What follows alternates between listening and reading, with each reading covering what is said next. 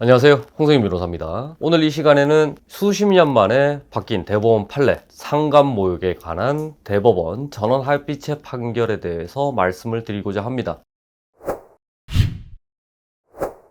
지금까지 많은 사건들을 통해서 상감모욕은 공연성이 일반 모욕죄랑 똑같았었습니다. 어떤 얘기냐면 단 한 사람한테 얘기를 한다고 하더라도 그 사람이 다수 인원들한테 전파될 가능성이 있으면 다 공연성이 인정되어서 상감모욕죄에 해당한다 라는 것들이 지금까지의 무수한 판례였습니다. 그래서 이 부분 관련해서 많은 주장을 해왔지만 공연성에 대한 이 판례가 바뀌지 않았습니다. 즉 여러분들이 대다수가 겪고 있는 상감모욕에 대한 사건들은 다 공개된 장소에서 연설을 통해서 진행됐던 게 아닙니다. 거의 대부분의 상감모욕 문제가 됐던 사건들은 어떤 사람이 두세 명이 모여있는 그런 공간에서 상관에 대한 뒷말을 하다가 벌어졌던 게 대다수였던 얘기입니다. 그리고 단 한 사람한테 얘기를 했다고 하더라도 그 사람이 다른 사람한테 전파될 가능성이 있었다. 예를 들어서 어떤 사람이 상관에 대해서 저 상관 먹 같은 사람이다, 먹 같은 새끼다 라고 했을 때 그 한 사람이 다수의 인원들한테 얘기할 가능성이 있다고만 하더라도 다 공연성이 인정되어서 상감모욕죄로 처벌된다는 것이 이제까지의 대법원의 판례였습니다. 상감모욕이 모욕죄에 비해서 왜 어렵고 고통스럽냐면 일반 모욕죄는 벌금형이 있습니다. 그런데 상감모욕죄 같은 경우에 있어서는 벌금형이 없어서 집행유예 판결을 받는 게 일반적이었습니다. 집행유예 판결을 받게 되면 간부들 같은 경우에 있어서는 군복을 벗어야 되고 퇴직금이 반토막이 나게 됩니다. 일반 병사 같은 경우에 있어서도 향후에 공직으로 진출이 굉장히 어려워지고 대기업에 있어서도 정과조회를 하게 되면 취업이 사실상 많이 어려웠던 게 이제까지의 고통스러운 그런 부분들이었습니다. 그런데 이번 대법원 판례는 그걸 다 뒤집고 공연성에 대해서 일반 모욕하고 동일하게 봐서는 안 된다. 상감모욕이 있어서 공연성이라고 하는 것은 연설의 수준에 준해야 된다 라고 판시를 했습니다. 그래서 단 한 사람한테 얘기를 하거나 또는 두세 사람이 있는 가운데서 얘기를 하거나 아니면 식당에서 한 대여섯 명이 있는 곳에서 이렇게 상관에 대한 뒷담화를 했다 라고 했을 때는 이거는 상감모욕에 해당하지 않는다라고 판결을 내렸던 것입니다. 이게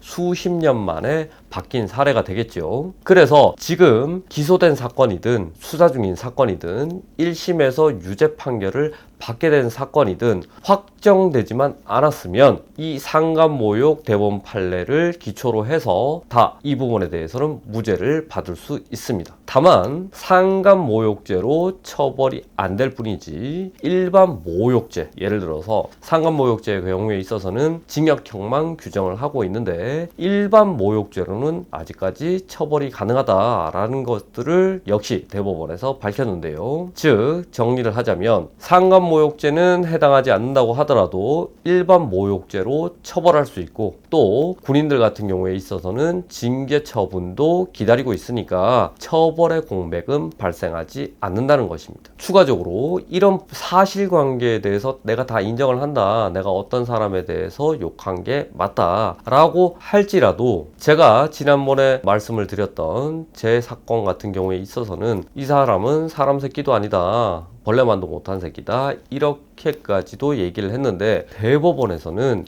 이 사람은 사람 새끼도 아니다 이런 부분에 마저도 모욕에 해당하기는 어렵다, 다소 저속하거나 무례한 표현의 하나일지라도 모욕죄로 처벌하기는 어렵다 라고 해서 역시 마찬가지로 파기환송된 사례도 있었습니다. 해서 제가 드리고 싶은 말씀은 이렇게 공연성에 대해서 다툴 수도 있고 그리고 사실관계 인정된다고 하더라도 단순히 사람 새끼 아니다, 새끼란 말이 들어갔다고 해서 모두 다 모욕에 해당하는 건 아니라는 것입니다.